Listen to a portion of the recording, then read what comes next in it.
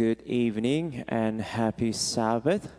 I think most of you are joining online tonight. Now I'm here for opening prayer. Let's pray. Gracious Father in heaven, we thank you for putting us into your holy day. This time we feel your presence and your guidance. Now this time we especially gathering here for learning the way how to manage our body. We thank you for the opportunity to remember the duty of stewardship, to manage our body to glorify your name.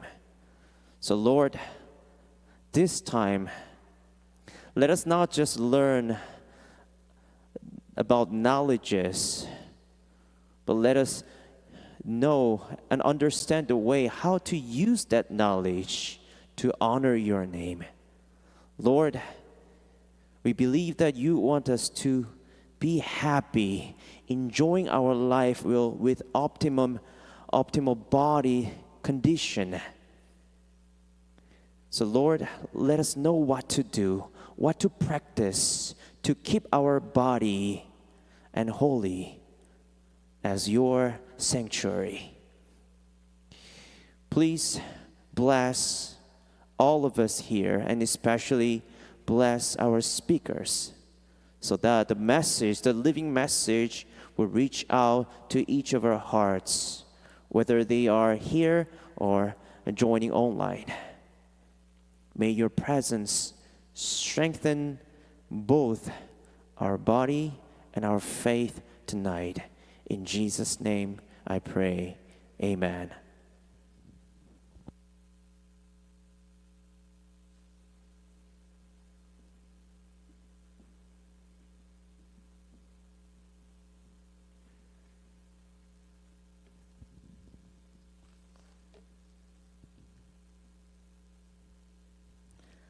Good evening, everyone, and happy Sabbath. Happy Sabbath to those who are here joining us in real time and those who are online. Thank you so much for joining us. So we are having this is the kickoff of our Health Emphasis Weekend, and we are in for a really good time to hear from Brother and Sister Garfield Bailey, who will be presenting their first message regarding healthy living, Power in the Pot. So before we do that, if we could just stand, and we are going to do our theme song, Jesus is the Answer for Our Health Today.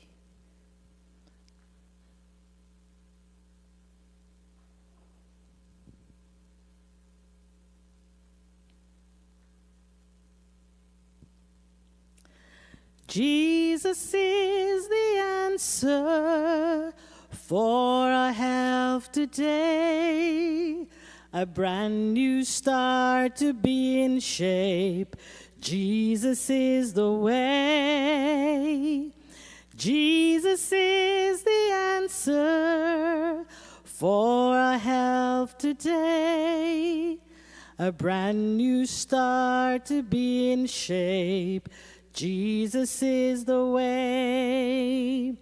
Nutrition, air, and exercise, water, rest, and trust, sunlight and temperance are the elements of health. With Jesus as your perfect guide, you will follow all the steps. It will make you whole and cleanse your soul, and is precious than all wealth. Jesus is the answer for our health today. A brand new start to be in shape. Jesus is the way. Jesus is the answer for our health today. a brand new start to be in shape. Jesus is the way. You may be seated.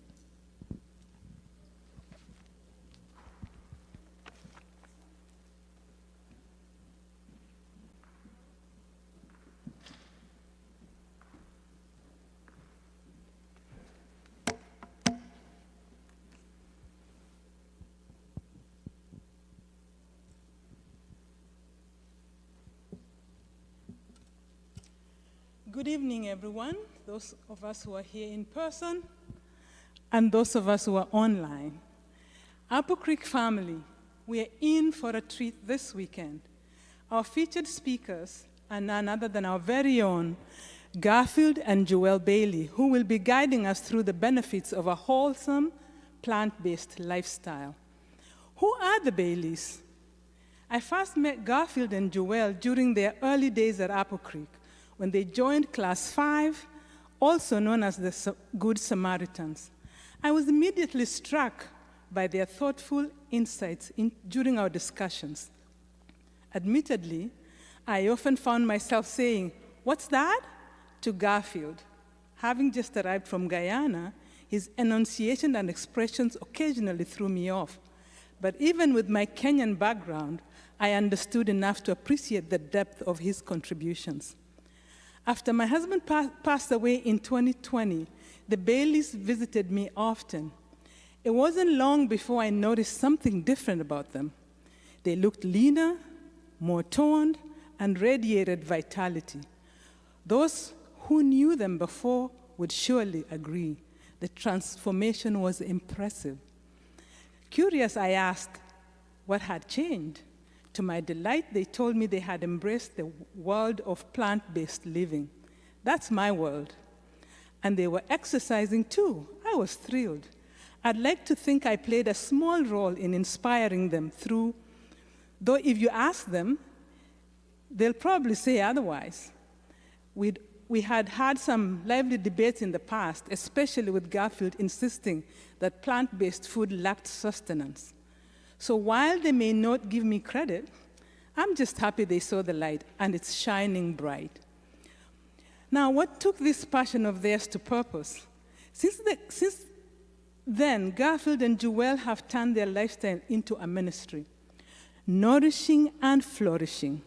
Their mission is to educate and inspire others to embrace whole food, plant-based living, and I couldn't be prouder. Now, I'll tell you about Jewel's journey. A fourth-generation Adventist from Guyana, Jewel's interest in health began early, shaped by the church's health message and the 8 laws of health. Between AY programs on Sabbaths and vacation Bible school during holidays, her passion grew into a career. She worked in the Guyana office of the Pan American Health Organization, coordinating large-scale health surveys focused on diet and physical activity. Jewel holds a Master of Public Health in Health Promotion from the University of Toronto's Dalailena School of Public Health.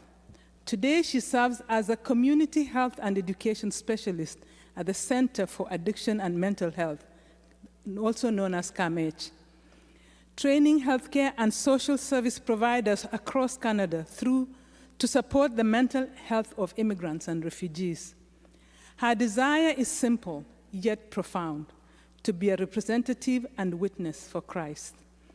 How about Garfield? How did he find himself where he is today? Now, Garfield's passion for healing led him to become a massage therapist in Guyana in 2005. After moving to Canada, he earned a diploma in massage therapy from CDI College in 2007 and became a registered massage therapist with the College of Massage Therapists of Ontario until 2012. Well, I must say, I was sad when he left that vocation. He was excellent. His interest in health was reignited when he adopted a plant-based lifestyle. Witnessing its transformative effects on himself and his mother, Garfield made it his mission to educate others.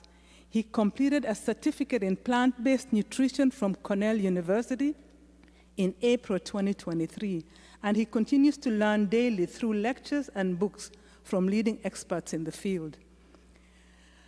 The Baileys have shared their message at churches in the GTA, including Parkdale, Perth, Hope, and Woodbridge SDA churches. They also led a 6-week online health education program for Parkdale SDA members and guests from around the world.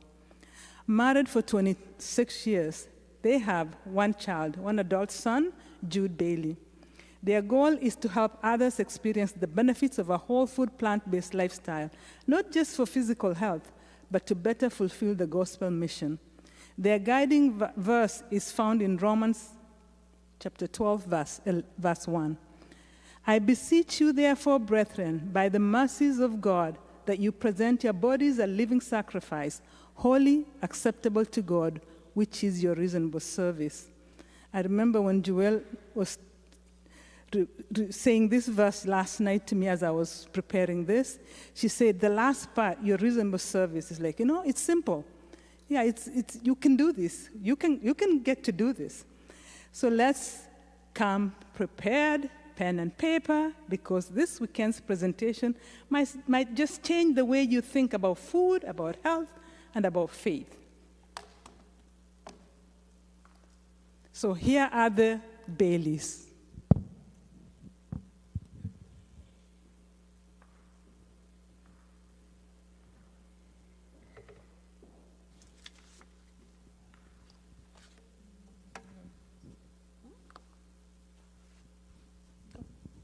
Good evening, everyone, and thank you so much for joining tonight's session, whether here in person or online. Thanks to Jane for the introductions and everyone who came out tonight to make this event happen. Pastor Kwan, Beverly, your health ministry leader, the AV team, and we have some of our members in our audience here tonight.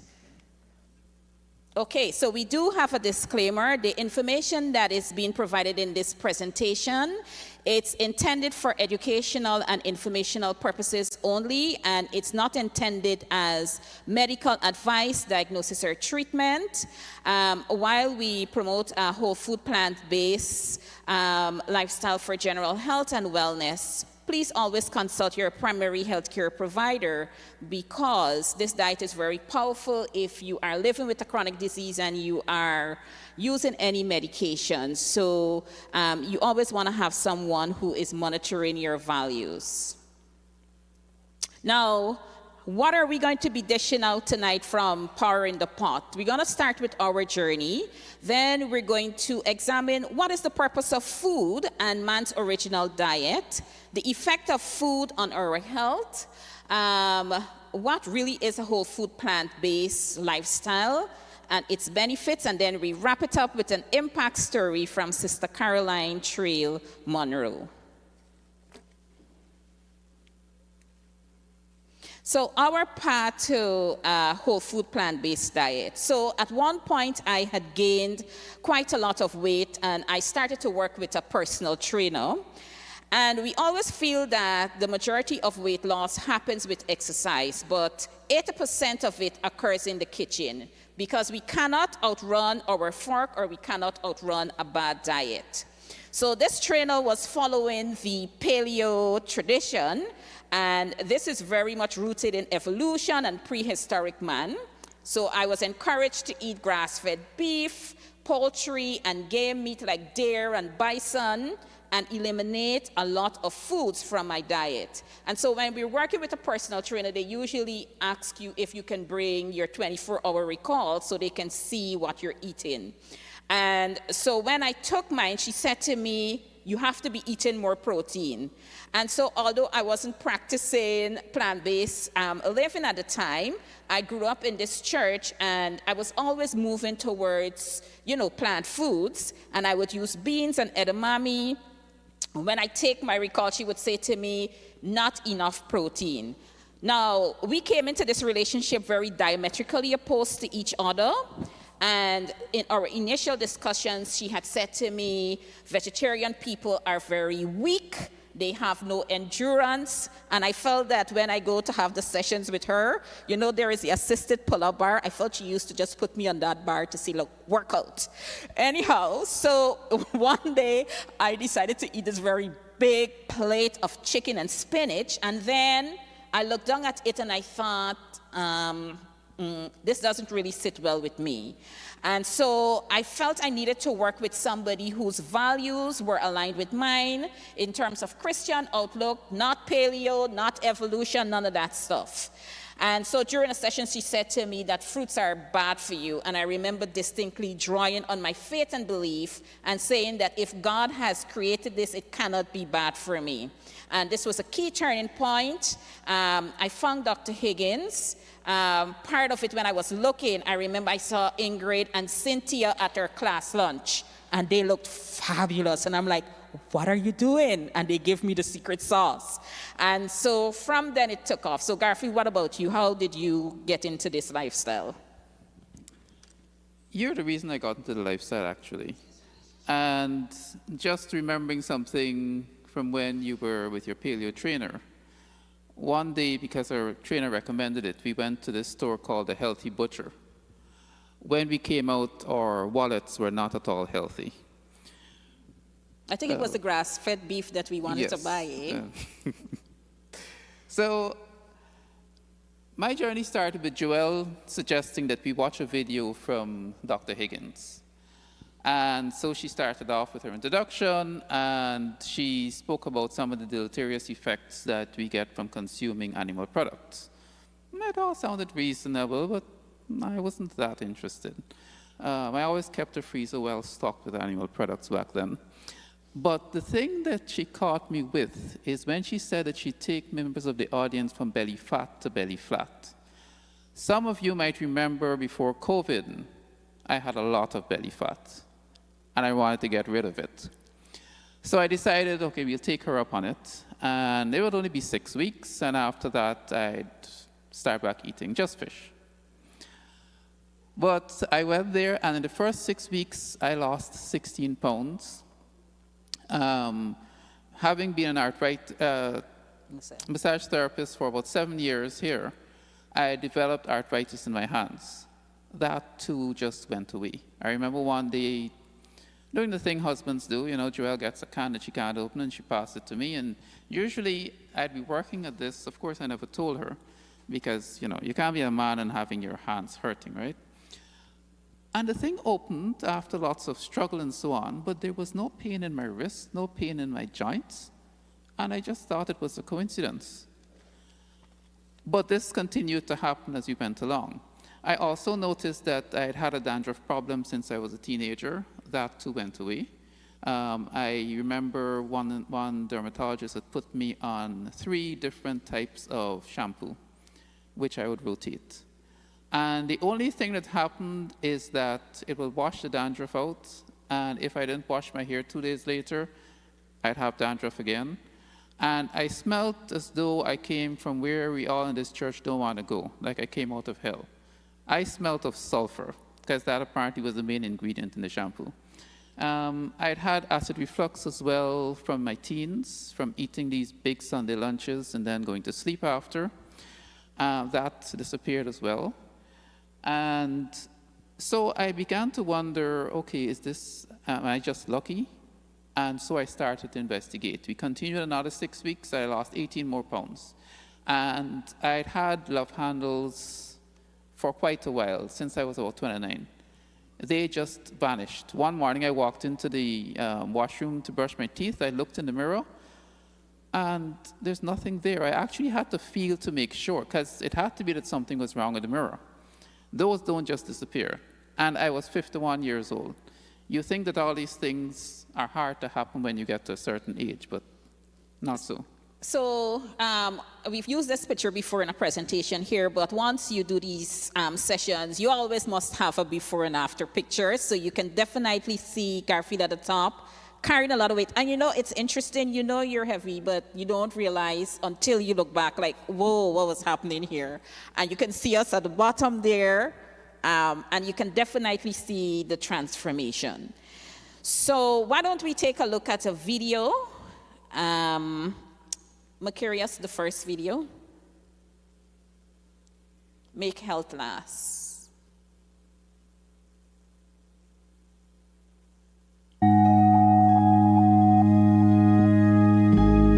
What will your last 10 years look like? Will you be quick enough for a game of tag with your grandchild? Strong enough to embrace every moment?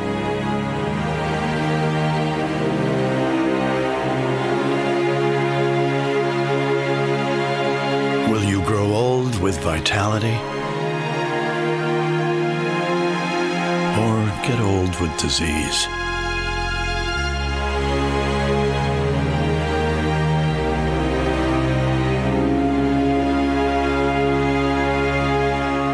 It's time to decide.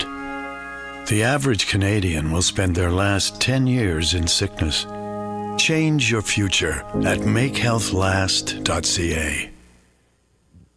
You know, this video, I do a bit of writing. I could not have written this any better. This was really great. It says exactly everything that I'd want to say about life's, the length of life versus the length of health, your health span versus your lifespan. Where they compared the man in the video with him being healthy in his older years or him being sick in his older years. And illness in our older years is something that we have come to accept. When somebody gets to the age of late 40s, 50s, 60s, and they go into the doctor because they're feeling tired or something, and they get the diagnosis, they're not happy, but they're not surprised. And, oh, well, I have this or that. And they carry it for the rest of their life. And we just keep deteriorating. So this video shows us, and it says something very important, that we have a choice. We don't need to be dying for the last 10 to 15 years of our lives. We can live until we die. Okay, so why do we really eat food? Anybody? We eat food because we like it, but really and truly the main purpose of food is that it's the construction material for our bodies. So our food contains nutrients, and nutrients are the substances that are needed for our growth, repair, maintenance of our body, our tissues, to regulate vital processes, you know, the beating of our hearts, the blinking of our eyelids. At the base of all of that is the food that we are eating. So food powers our bodies and help it work well. Without the correct and appropriate food, our bodies are susceptible to illnesses and diseases. And so I remember when I started this journey, I was listening to a presentation during the Food Revolution Summit, and it's a series of lectures that teaches us how to live a whole food plant-based diet. And there was this scientist, her name was Christy Funk, and she wrote this book entitled Breast the Owner's Manual. And she posed this question, which I thought was interesting. What is it that your cells are swimming in every day? You know, what is it that your institutional fluid? Because when we extract blood from our bodies, if we have a fatty diet, you know, we tend to see it looking cloudy. And so when I heard this statement from her, I thought it was very profound. So as students of the Bible, we know that in the Garden of Eden, God prescribed man's original diet, and we can find that reference in Genesis 1:29 and 30, 2:16, and it was a diet of fruits, grains, nuts, and legumes. And so I'll just read the first reference. And God said, "Behold, I have given you every herb bearing seed, which is upon the face of all the earth, and every tree in the which is the fruit of the tree yielding seed, and to you it shall be meat." And here it is. I thought that this was interesting because for the animals as well, it says, "And to every beast of the earth, and to every fowl of the air, and to everything that creepeth upon the earth, wherein there is life, I have given every green herb for meat." And it was so. And so with that, God said, this is what you must eat. And that was the origin of a whole food, plant-based diet. Now, after sin, God introduced the herb of the field, vegetables. So, Garfield, why was the herb of the field, why was vegetables introduced after the flood? Or, you know? It was introduced when we were put out of the garden. If you remember, in the garden, we had access to the tree of life. But after we ate from the fruit of good and evil, knowledge of good and evil, then God said, we can't give man access to the tree of life forever, because then he'll be sinning forever. So to have, because I believe there are lots of nutrients that we got from the tree of life, which is why you see in Revelation we'll have to eat from the tree of life when we go to heaven. And so the most nutritious thing we have on planet Earth that we eat, the most nutritious food, are the green leafy vegetables. The callaloo that we like so much, kale, broccoli, all of these things, they provide the most nutrients. And so he had to give us something that would give us more sustenance so that we wouldn't die very quickly.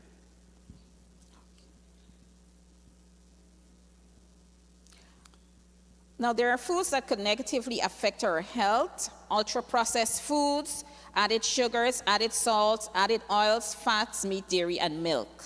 And so in the past, when I heard of processed foods, I don't think I quite understood what they meant. And we have two definitions. Garfield, did you want to walk us through quickly? Okay, so when we purchase anything and bring it home, we're going to process it. Even cutting something up, cooking, all of that, that's processing. But then you have ultra-processed foods, the foods that go through the factory. So a very basic example would be wheat berry. The wheat berries go into the factory and they come out as white flour, wheat bran, and wheat germ. So 3 separate products, and the one that's most available, of course, is the white flour, which has just about no nutrients in it. We have something that lots of people like a lot, potato chips. Those don't bear much more resemblance to potatoes, except for maybe the shape. And Joel will tell you later about how they come up with all of these things. But these ultra-processed foods, they put all sorts of additives in them, which our bodies are not accustomed to and don't know what to do with. And that is actually one of the major drivers for the great outbreak of disease that we're finding here, well, both in the West and elsewhere in the world. And so examples of ultra-processed foods would be reconstituted meat products, potato chips, frozen French fries, candy, store-bought cookies, soft drinks, refined grain pretzels, sweetened breakfast cereals, and baking mixes. So there is this American journalist by the name of Michael Moss, and he is really well known for his book. I think he won a Pulitzer Prize for it, known as Salt, Sugar, and Fat. And what Michael Moss says is that in the food industry, there are these food scientists and experimental psychologists, and they sit in labs and they create food-like substances, okay? And they try to create it so that it has this perfect bliss point. And this is for sugar. It has this irresistible desire that when you eat it, you just can't stop. And then he talked about for sugar, for salt, for fat, it is the mouthfeel. So fat is not a taste. Fat, he said, is a sensation that we have. And so what Michael Moss say is that they sit down and they study us. And so as these things, they hit our esophagus and they go down, it makes it hard. The food industry is interested in money. They make things that are cheap, that's easily accessible. And these things are not food, they are food-like substances. And so are the ultra-processed food. They've undergone significant change from the original food. These industrial formulations of processed foods, we just went through those. And so we live in what is known as obesogenic environments. I remember when we lived close to Bathurst and Finch, and then we moved to Kiel and Finch, I immediately knew that my food environment had changed because I looked at the density of fast foods that are in my neighborhood. And you know, social scientists, they look at where we live and how it impacts our health. And you know, there's this whole thing about NIMBY. there are people who really push back at fast food in certain neighborhoods because what is in our neighborhood we're likely to eat, and what is in our house is definitely in our mouth. So this here was just a picture to show that there is this person and really buried under a lot of processed food, and it's like, help, just get me out of here. And so we're exposed to ads and so many different things that are designed and engineered to influence our tastes. And our goal is not to allow the supermarket to dictate what we eat. We have to be in control of what's happening with us. There's lots of messages from advertisers too. They really drive what we think of as what is healthy and what we should be eating. So we've got many foods that we normally eat and foods that we've been told since we were growing up that these are the best foods for you. Milk is supposed to do the body good, and of course they say that without milk, you'll disintegrate because your bones won't have any calcium and you'll just collapse. Because without bones, our structures can't stand. Milk, however, comes with quite a few different things. It's an irritant to the body. All animal products provide some irritation to the body. And one of the things you'll notice is that milk and milk products irritate the respiratory system. If you know anyone who has asthma and they come off dairy completely, you'll find that their symptoms either improve drastically or very often go away.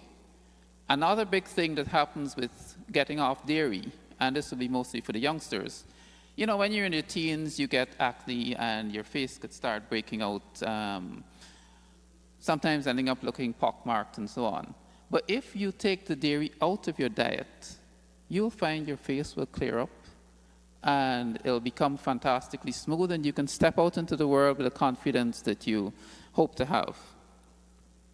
So one of the things in dairy is one of the only animal food, that has any carbohydrates. And that's because it has lactose, the sugar in milk. Most human beings are lactose intolerant. At least 75% of human beings on planet Earth are lactose intolerant. The only ones who are not tend to be the ones who are people who come from Northern European countries. And the theory is because during the long months of winter, they hadn't access to plant-based foods. So they had to use animal foods. Now, for lactose, every mammal, the young of every mammal, is born with the enzyme lactase, which helps you to digest lactose. But when we are weaned, after we finished breastfeeding from our mothers, then we stop producing that enzyme. And so lactose becomes a problem for us. We can look also at casein. Casein is the main protein in But milk. I also just wanted to add that human beings are the only species that cross the species barrier to drink the milk of another species. Like the others, they don't drink. The rat isn't drinking the cow's milk. Like we're the only ones that are crossing that barrier to drink the milk.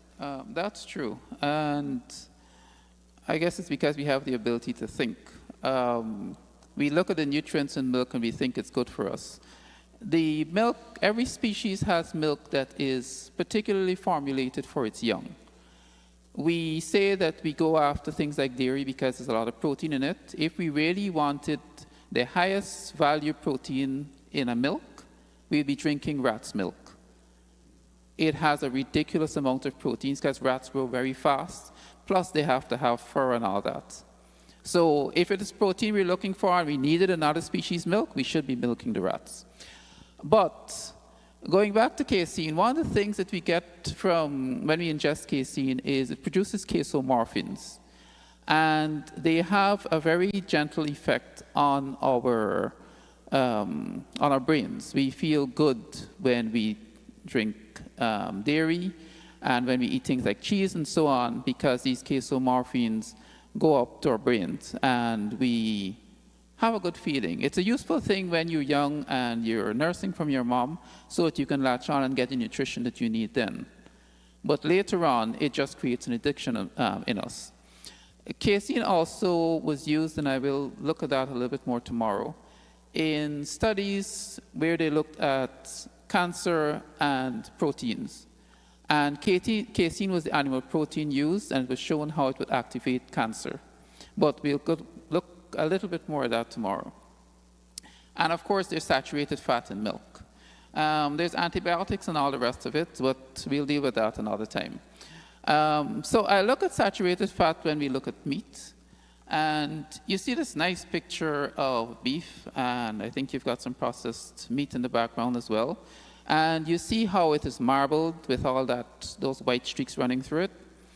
Now that comes because more than 90% of the meat that we get comes from factory farms. In factory farms, the animals are basically stationary. You just have enough space in your stall to stand. And all the animal is supposed to do is eat. When we don't move and use up any of the energy that we take into us, we will expand. And one of the places that fat is stored is in our muscle cells. Actually, I rather suspect that if cows lived as long as maybe 10 years, they'd all be diabetic because of the amount of fat in their muscles. But that sells well because when you put a steak on the grill and you get that really good sizzle, it's from that fat that's in the muscle. When you eat it and it's all juicy, it's the same thing as the fat. If we could cast our minds back to when we were, those of us who were not born here in Canada, when we were back home, and we ate a chicken, for example, that was running around, scratching in the yard and finding its own food, the meat wasn't as juicy as you would get in our supermarkets here or if you go to a fast food outlet. It was a little more on the lean and tough side. And you might have noticed when you came here that meat actually tasted a little different. So saturated fat does quite a number on us. It gets into our arteries, it blocks them, and that leads to cardiovascular disease down the road. It also gets into our muscle and liver cells, and that causes us to be resistant to insulin, and that leads to diabetes, which is quite a devastating condition. Whenever we eat any animal products, one of the things that's formed in our body is arachidonic acid, and that fuels the inflammatory response. And if we do too much of that, we've just come out of COVID a couple of years ago, and we all heard about cytokine storms. That's when your inflammation is too much. Your body's overreacting. And so that's one of the reasons why people are sick and inflamed constantly, because we keep putting more and more of this arachidonic acid forming materials into our body. Colon cancer, two of the reasons why colon cancer comes, because when we consume any animal products, and this is why babies consume their mother's milk, it signals to your body to grow. Our bodies release something called insulin-like growth factor 1, and that tells our cells and our bodies to grow. Now, as adults, I can't grow any taller than I am. If I'm growing anywhere, it's out like this, or things are growing out or inside of me. And anything growing inside of us is unfortunately a tumor.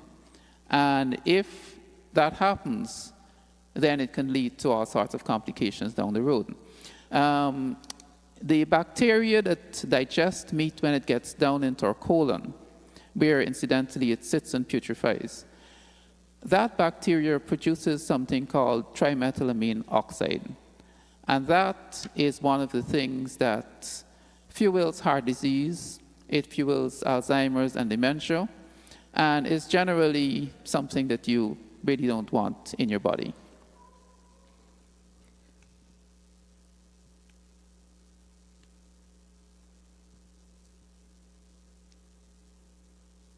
Okay, so what can I eat? You tell me not to drink milk, not to eat cheese, not to eat fish, not to eat beef, not to eat chicken. So really, what should I eat? Is there anything even left for me to eat? So let's talk about a whole food plant-based diet. And this term was coined by Dr. T. Colin Campbell. The whole in whole food means that the food is minimally processed, such as whole grains, whole fruits, vegetables, legumes, nuts, and seeds. There are no crinkly packets in nature. You're not going to go to any tree and touch any crinkly packet. It's going to be the whole food. Another tenet or principle of whole food plant-based diet is that let's keep it simple. Eat whole, unprocessed foods derived from plants and not those that are made in industrial plants. So what are some of the examples of the whole food? We have whole grains, brown rice, barley, quinoa, oats, farro. In terms of vegetables, broccoli, cauliflower, cabbage, kale, carrots, eggplant. And if you're like us from the Caribbean, your root vegetables, your edibles, your sweet potatoes, your yams, legumes, chickpeas, black eye, and fruits, apples, oranges, and berries for nuts, almond, cashew, and seeds, sunflower, hemp, and so, but you want to make a note about eating those in moderation, because while they're good, they are like the egg of the nutrition of the plant world. They are packed with everything to make a plant grow. So don't go wild on your nuts. Because while they're good for you and they've got lots of great benefits, they're also very high in fat. So we're going to take a look at a short video that gives us a bit more information on what is a whole food plant-based lifestyle. What does it really entail? And I have some gifts here for people who can tell me at the end what are the tenets of whole food plant-based. So I'm curious, could you play the second video for us, please?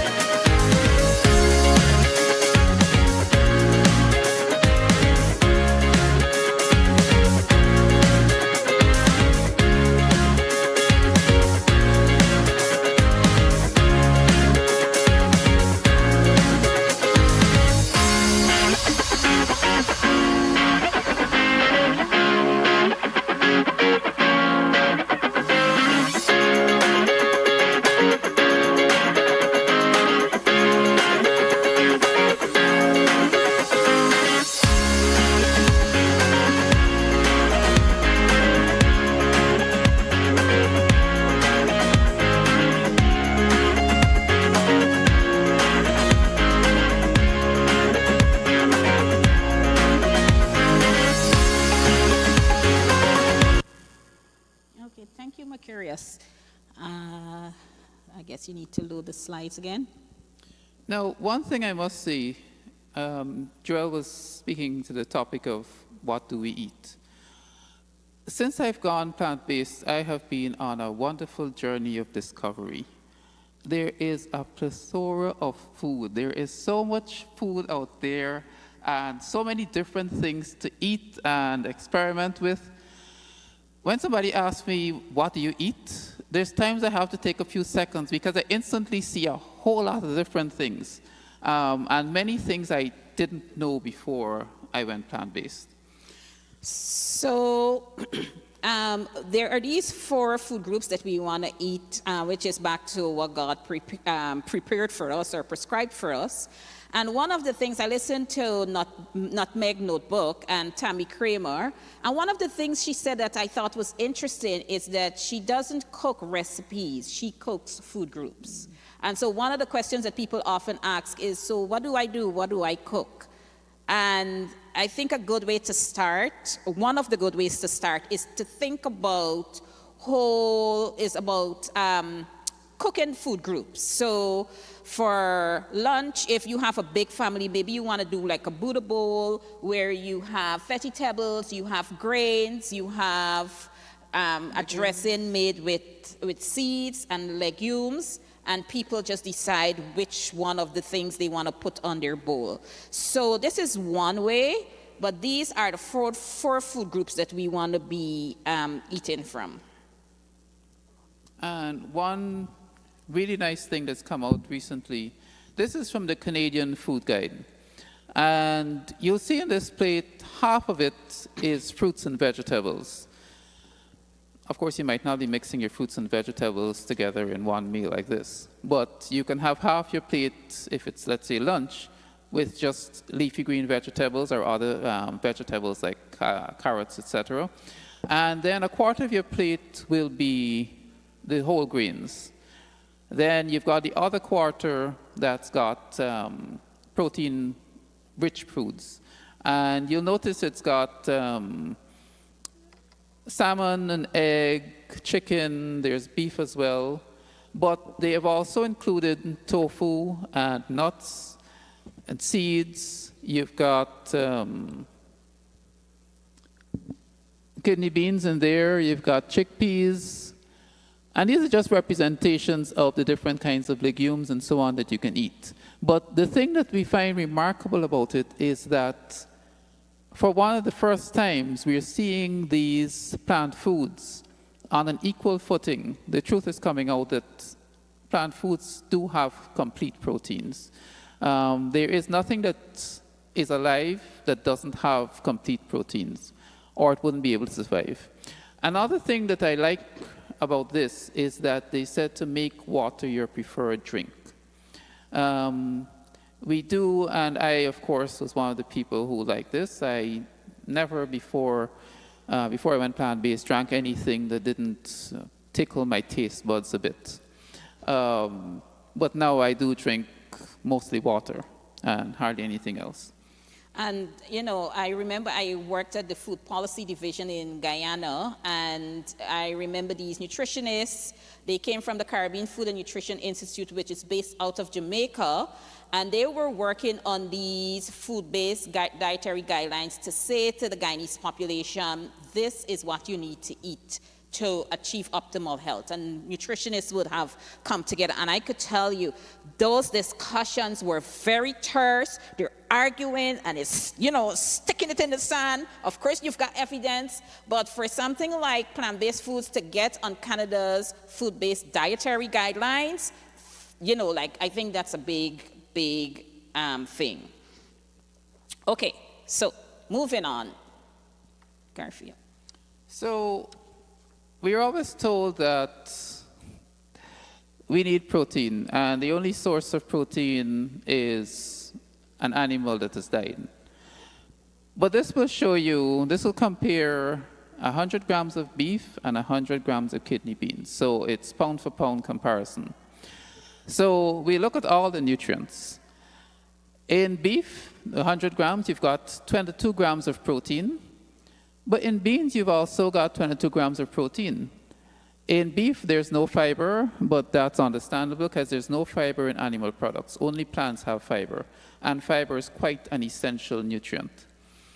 You've got 1.9 milligrams of iron in 100 grams of beef. And we're told if we fall on the anemic side that you've got to eat beef because, you know, you've got the heme iron in beef. If I had time, I would explain to you the negative impact of heme iron. But when we look at beans, we've got 5 milligrams of iron, almost 3 times as much iron in beans. You've got 16 milligrams of calcium, and you've got 123 milligrams of calcium in beans. 23 milligrams of magnesium, 171 milligrams of magnesium in beans. 74 milligrams of cholesterol and absolutely no cholesterol in beans. And that's a really good thing because you don't want to consume cholesterol. Your liver makes enough cholesterol to take care of your body's needs. Now, 100 grams of beef at the time that this was put together was about $3, and 100 grams of beans, just 50 cents. And when we look at the environment, it takes 1,480 liters of water to make 100 grams of beef and just 103 liters of water to produce 100 grams of beans. You can think about this the next time people ask you about protein and nutrients if you're eating something that's only plants. Okay, so we have about 5 more slides. So there is a phytonutrient essential for vital living, and these are 5 colors that we want to be eating 2 foods every day from each of this color. And the red foods, we see that it contributes to eye health. I don't think you can see it, so sorry about that. But we want to be eating at least 2 foods from the red, 2 foods from the purple, 2 from the green, 2 from the white, and 2 from the yellow. And when we were in primary school, we used to sing this song, eat green and yellow foods, eat green and yellow foods. They are good for you. They are good for you. Pumpkin makes your eyes bright. Pumpkin make your eyes bright. Teeth are white. Teeth are white. So it really is true that once we eat these foods, they will serve the different parts of our bodies well. And I'd just like to make a note pertaining to the greens. Green leafy vegetables, especially the cruciferous ones, have lots of the nutrients that the others have. If you notice, for example, when the leaves are getting old, they start turning yellow. That's when you see the beta-carotene in them. If you could take a microscope and examine them or test them for nutrients, you'll see they have most of the nutrients. So because we live in a cold country, even if you can't get everything every day, if you eat some cruciferous vegetables like broccoli and kale, cauliflower, that sort of thing, you'll be able to get quite a lot of these nutrients. So why a Seventh-day Adventist? We should have an interest in a whole food, plant-based lifestyle. Jesus is interested in making us whole. And so after sin entered the world, it brought with it disease, death, and decay. But Jesus still wants us to experience a good life. And this is all about whole person health, caring for our bodies as a temple of God, as a living sacrifice. And God dwells in us, and we are his temple. Now, we believe that in our doctrines, that original diet for mankind is what can be found in those texts that we read, and it contributes to clarity of mind, stewardship, and conduct. I mean, we as Seventh-day Adventists, we believe in a 7-day creation. God made the land animals, he made the sea creatures, the birds of the air, and he gave us the opportunity to take care of them. And so because of our belief, we are supposed to be stewards of the earth, caring for the environment, our possessions, and our relationships, and we believe in evangelism in all things. Now, I don't know if most of you by now would have heard about the blue zones, but Seventh-day Adventists have a definite health advantage. Now, the blue zones, Garfield, did you want to tell us about the blue zones? Well, there are actually 5 areas in the world, 5 relatively small areas, in which you have an unusually large number of centenarians. And these centenarians aren't people being pushed around in wheelchairs. These are centenarians who will get up in the morning and go walk up the mountain to get the goats to the grazing pasture and that kind of thing. And the only one of them, because you've got one in South America, you've got Okinawa. 2 in the Mediterranean, you've got Okinawa in Japan. And there's one that's in North America, and that's Loma Linda, which is in California. And in Loma Linda, there's a very large population of Seventh-day Adventists. And we believe that this is one of God's witnesses. If you look at the other 4 blue zones, they are succumbing to the standard American diet, the SAD diet. And if we take Okinawa for example, Okinawa that had so many centenarians, the younger people are now going for the fast foods and the North American lifestyle. And Okinawa now, from being the healthiest place in Japan, now has more obesity per capita than anywhere else in Japan. And so the blue zones are more or less dying out, but Loma Linda is standing strong. And Loma Linda is standing strong because in Loma Linda, the Adventists believe, like we do, that our bodies are the temple of God, and therefore we take care of our bodies. Okay, and so we have this long-running Adventist health study, and it has firmly established that Adventists in Loma Linda, California are a long-lived population compared to the rest of the Californian population. And Adventist vegetarian men live 9.5 years longer and women 6.1 years longer. And you know, like when I was doing epidemiology, I remember this professor, she came in and she said, have anybody heard about Seventh-day Adventists? I couldn't believe it because there's this secular class and I'm like, why is she asking about Seventh-day Adventists? She's a cancer researcher. Cancer researchers, not cancer researchers, but researchers love the Adventists as a group to study for lifestyle diseases and for longitudinal diseases because there is a dose-response relationship, you know, and we have a lot of similarities, like we don't smoke, we don't drink, we come to church, we have a social connection, and so every Sabbath we're meeting people, and that helps with our health. So we don't have a lot of confounding factors as to, you know, when you're studying us, we have a lot of similarities. And so they just love, we are a great population for people in the plant-based community and, you know, general epidemiologists to study. And this is my last slide. Continuing the vein of the Adventist health advantage that we've been given, in a Newsweek article, 11 Habits to Live to 100, author Deborah Codds lists the key principles of achieving a healthy, long life. And one of the recommendations is live like a Seventh-day Adventist. So this brings us to the end of our presentation, and we're now going to speak with Caroline Trail Monroe, who is a member of our church. Caroline follows a vegetarian lifestyle, and we will speak with her about the power she's discovered in her pot. Caroline, could you come and let's talk? Did you want Earl to come with you?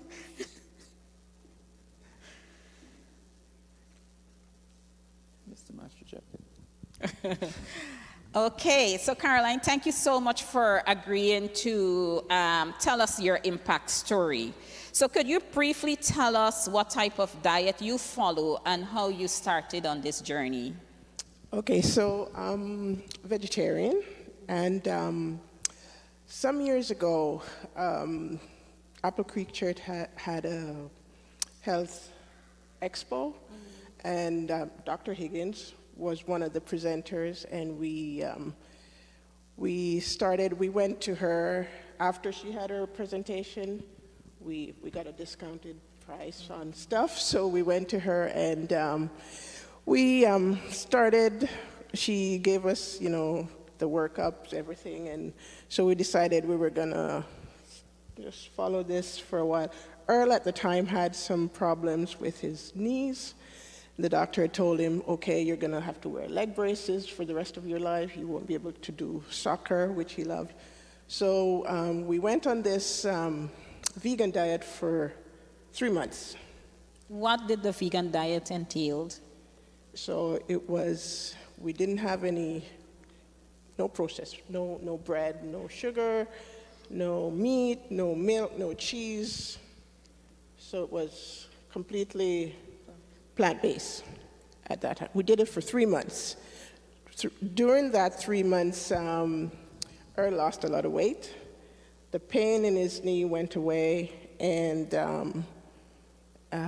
health-wise, everything was improving.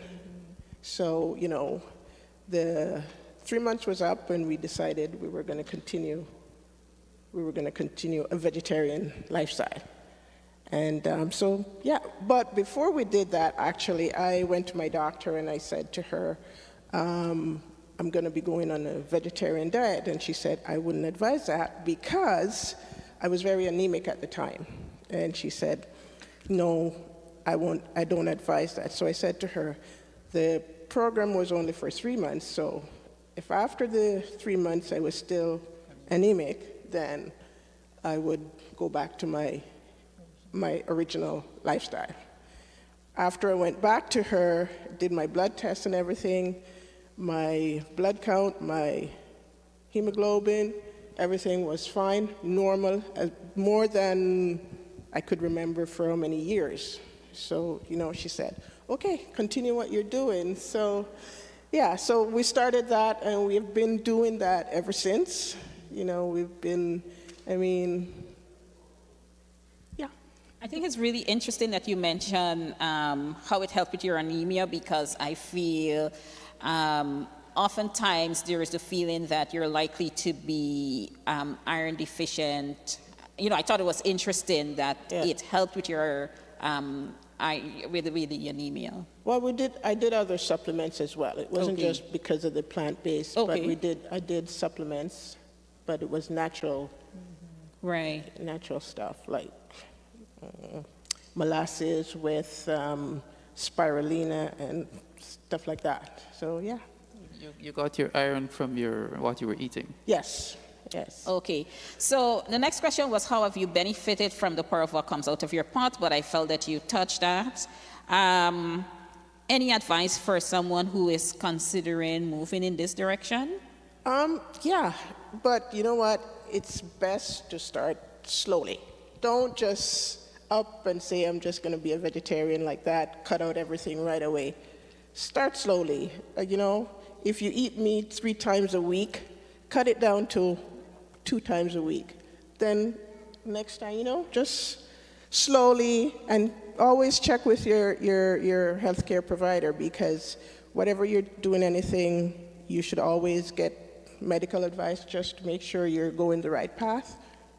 And yeah. Right. Okay. I don't know, Garfield, you have any questions? Any questions for Caroline? No. Did your journey influence anyone to take up a similar journey? Yes, actually, my journey influenced my sisters. Oh, so nice. I was the first one to start it, and then after my other 2 sisters, they started it too. That's really good, because family is usually the last set of people that joins you in something like this. Yeah, I'm trying to get more of my family into it, but it's not easy. But it's something that you keep trying. And every day I'm learning more. I'm learning how to cook, because I try to make my own stuff. Yes. I don't like the processed vegetarian, because there's processed vegetarian food. So. But you can ask my husband. He likes my cooking now. So excellent. Lovely. So you see, there's even more benefits than just health. Yes. Plant-based nutrition is good for your marriage too. All right. Well, Caroline, thank you so much for sharing your story with us tonight. And we certainly want to encourage you. And, this is all part of us being part of a community, and you encouraging me and I encouraging you, so that we could continue down this path. So thank you very much. You're welcome. All right. So this brings us to the end of our session. Tomorrow we're going to be looking at So Great a Cloud of Witnesses. And I do have 4 questions. We have some books, and then we're going to bring the curtains down on tonight's presentation. So I'm looking for the first hands up. So let me show you what I got for you. So I have these books called Plant-Based Diet for Beginners. It's a 60-day program to have a healthier, energetic, youthful body, and you have over 100 recipes for plant-based eating all through the year. So I have 4 questions, and the first question is, what is the name of the type of fat found in all animal products? First hand up. Is my quiz master here? Joel, are you there? Okay, that's all right. That's okay. Tomorrow you'll be there. So, anybody? Pastor? Repeat the question. Here's the question. What is the name of the type of fat found in all animal products? Except Jean?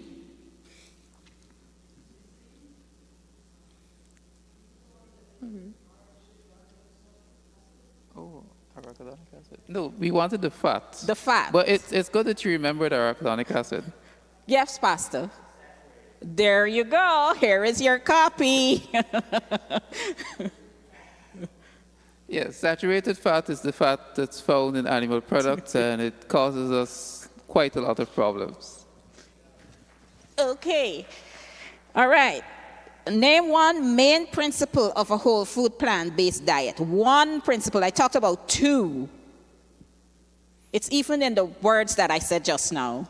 Now, while you're thinking about it, this book has more than 100 recipes. It also has a 60-day program for going more plant-based. And it's a very gentle introduction into being plant-based. So name one of the principles of eating whole plant-based foods. Pam. Did I see your hand? Oh, the question I asked before is, what is the name of the type of fat found in animal product?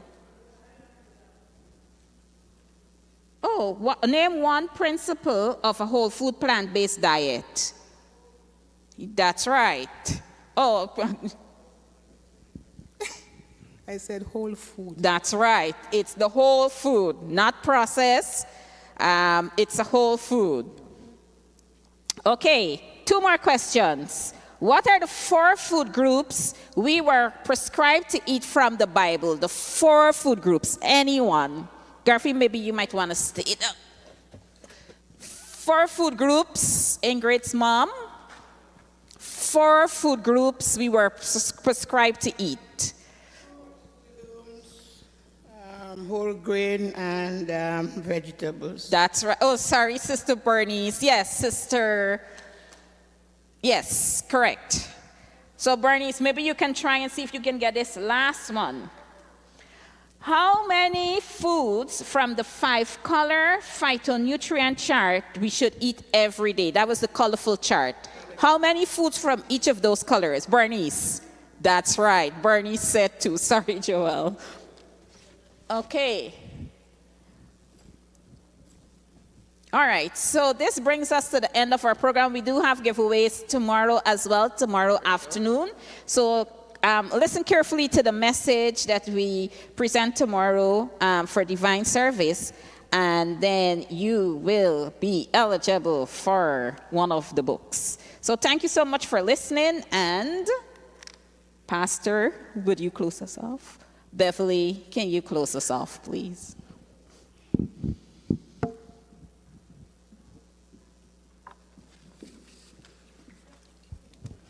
Wasn't that very inspirational and very educational? Very nice. We want to say thank you so much to Joel and Garfield for your wonderful educational, informative presentation this afternoon or tonight. And before I end, I just want to say, to remind those who are online and those who are here tonight, that this continues tomorrow. You don't want to miss it. It's going to be better than tonight. So please come out for a divine service. And we also have a wonderful AY to try and start to get us on the road to more health. Okay? So let's stand and let's have a word of prayer. Father God, we just want to thank you so much for giving Joel and Garfield this information, Lord, to remind us how to eat healthy, how to change our lifestyle so that we have good, healthy bodies so that you can use us more effectively. Lord, I pray, oh God, that whoever has been listening tonight, that they will take the information away. They won't just forget about it, but that even all of us, Lord, will start to make changes, even small changes, one day at a time, Lord. And to remember that our bodies are the temple of the living God, and whatever we put into our bodies, Lord, it's going to impact our minds, our energy, everything about us, Lord. And you want us to have a healthy body and a healthy mind. So help us, Lord, not to take it for granted, but that we'll really start to make changes. As a church, Lord, we have such an amazing health message. And time again, we're reminded that we need to start to reflect on how we're eating. So help us, Lord, that we will not forget about this information, but that we will really start to make changes even as now. So I pray that you will protect and keep us safe as we leave here tonight and bring us back here tomorrow. Lord, I also want to pray that you will bring the guests, the visitors, and the community here that we've been inviting, Lord, that they will come out in their numbers tomorrow. And we want to thank you so much for everything that you do for us. Continue to keep us safe now and bring us safely home. In Jesus' name we pray. Amen. Amen. Just one more thing. Tomorrow evening, after the final presentation, we'll have a question and answer period. So if you have any questions from this evening, you can ask them tomorrow evening.